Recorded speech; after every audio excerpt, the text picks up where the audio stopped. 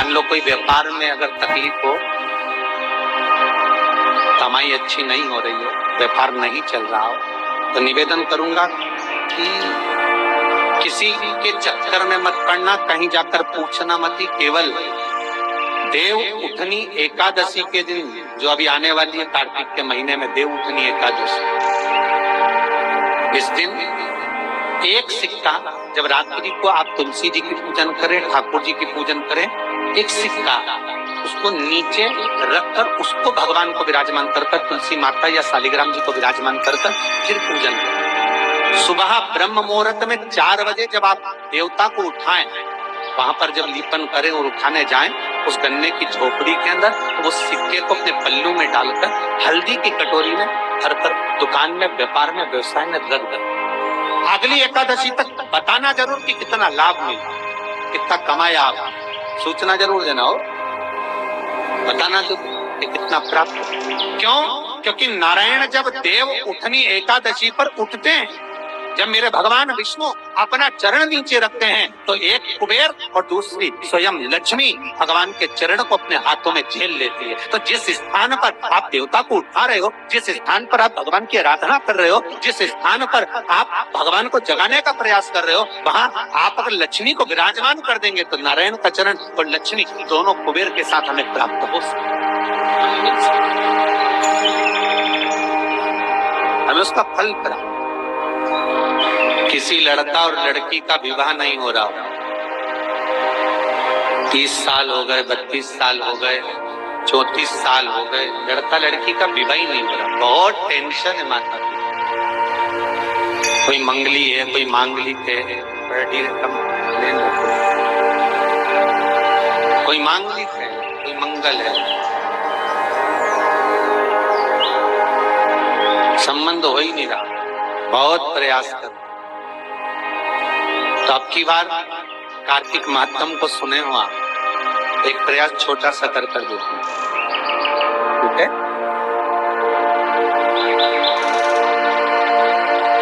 चार दिशा का स्मरण करिए, पूरब, पश्चिम, उत्तर, दक्षिण।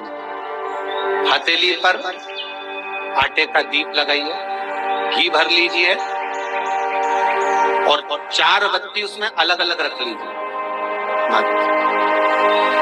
थोड़ा सा पीला चावल हल्दी में कर उसमें डाल दीजिए। जो लड़का और लड़की का विवाह करना उसी के हाथ में देना है। और देव उठनी एकादशी के दिन,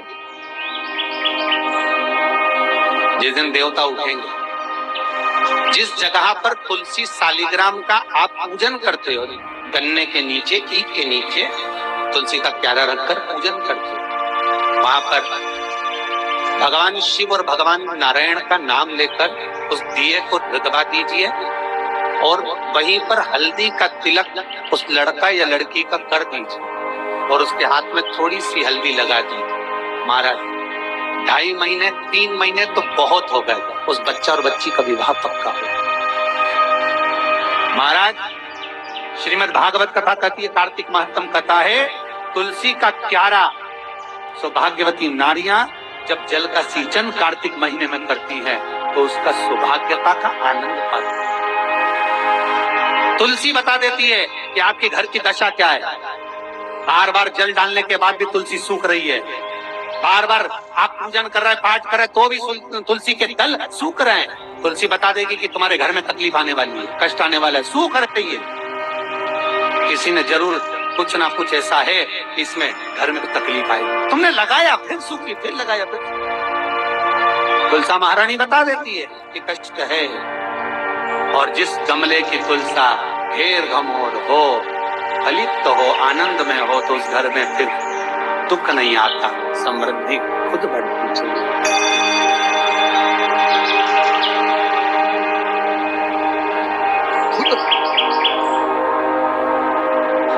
कितना सुंदर व्याख्यान है महाराज स्कंद पुराण।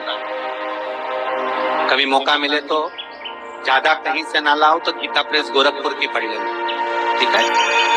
स्कंद पुराण में कार्तिक खंड को उतारना, और कार्तिक खंड को उठाकर पढ़ोगे तो उसमें यहाँ तक लिखा हुआ है कि मान लो अगर किसी नारी का बार बार अवर्षण हो रहा है, संतान तक नहीं हो रही है और बार बार बच्चा पूर्ण नहीं हो पाता, तो यही देवउठनी एकादशी के दिन, उसी जहां पर तुलसी और शालिग्राम जी का मंगल विवाह हुआ है, पूजन हुई है, देव उठे, और जब हम भगवान को देव उठाने के समय पर पूजन कर रहे हो तो वही का एक बेर, क्योंकि उस समय पर बेर आ जाता छोटा, वो पूजन में रखा था, वही बेर उस बहू की झोली में डालकर उसको वहीं पर बिठाकर खिला दीजिए महाराज।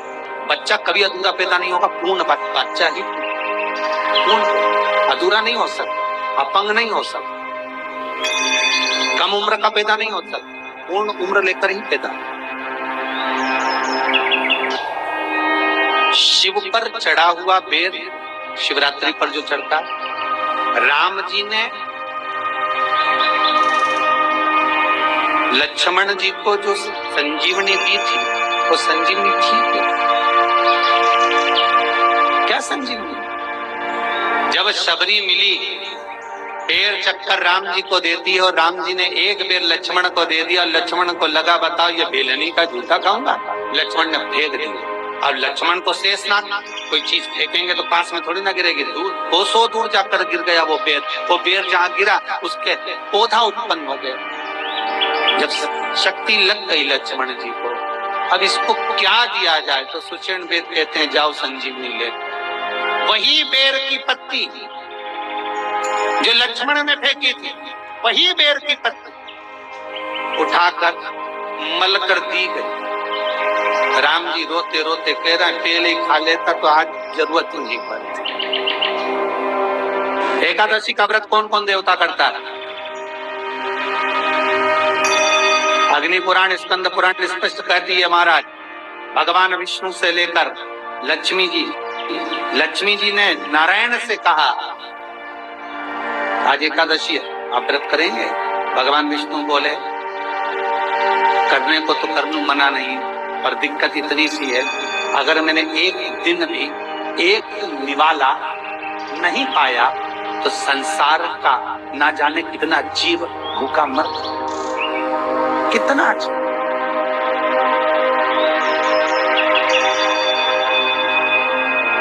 लक्ष्मी जी ने कहा तो मैं व्रत करूं कि ना करूं? नारायण के शब्द सुनिएगा महाराज, स्कंद पुराण, विष्णु पुराण, अग्नि पुराण। नारायण कहते हैं लक्ष्मी तू एकादशी का व्रत कर,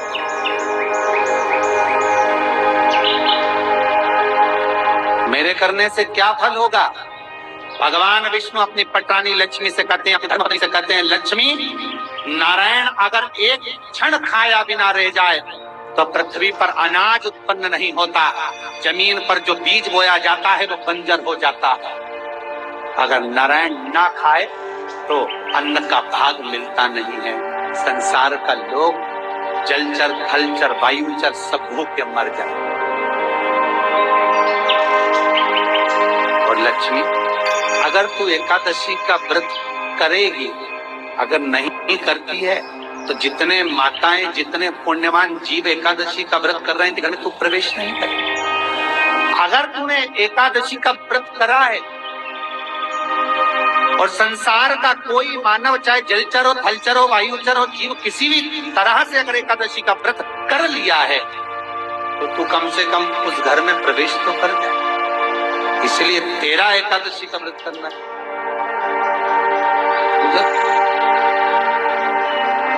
महाराज श्रीमद् भागवत कथा कह रही है, भगवान कृष्ण का पावन चरित्र, रुक्मिणी और सत्यभामा, कालंदी, मित्रवंदा, लक्ष्मणा, सप्तमी शब्द संपूर्ण रूप से एकादशी का व्रत करते। भगवान नारायण की पद्मावती, श्रीदेवी, भूदेवी सब एकादशी। श्रीमद् भागवत कथा वर्णन कर रही है, कार्तिक महत्तम कह रहा है कि आपके जीवन में करा हुआ पुण्य सत्कर्म, अर्थात हमारा जो जन्म हुआ है वो केवल भगवत भजन के लिए, स्मरण के लिए, कीर्तन के लिए, नाम जाप के करो। भगवत देखो हिंदू धर्म में कोई भी त्योहार किस्सा नहीं है जिससे फल ना लिए। कोई भी त्योहार हिंदू धर्म का ऐसा नहीं जिससे फल ना लिए। आप एक एक त्योहार का स्मरण कर लीजिए मान। बस आज के जमाने में त्योहार को केवल एक ढोंग बताया जाए। जैसे करवा चौथ का दिन आया तो कई प्रवचन करता, कई लोग जो प्रवचन देते हैं, कई हम लोगों ने भी सुना, कई की क्लिपिंग और व्हाट्सएप पे चलती है। कई लोग उसमें कह देते हैं कि उल्लू एक बार लक्ष्मी जी के पास गया और जाकर कहा हमारी पूजन नहीं होती तो लक्ष्मी जी ने कह दिया कि करवा चौथ के दिन। ऐसी जो क्लिपिंग और बनती है गलत है।